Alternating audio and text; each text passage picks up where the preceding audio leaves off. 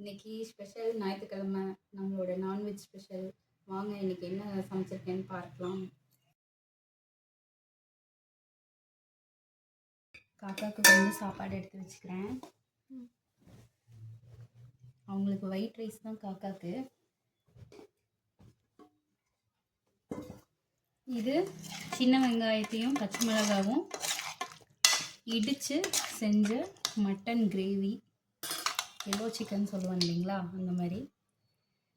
இது இப்படி வச்சு சாப்பிட்டா செம்மையாக இருக்கும். நம்ம வீட்டில் இன்றைக்கி ரசம் வைக்கல, அதுக்கு பதிலாக வீட்லேயே பெரிய ஊற்றின தயிர். அப்புறம் இதோட ரெசிபி வந்து நான் இன்னைக்கு முழு ரெசிபி போடுறேங்க.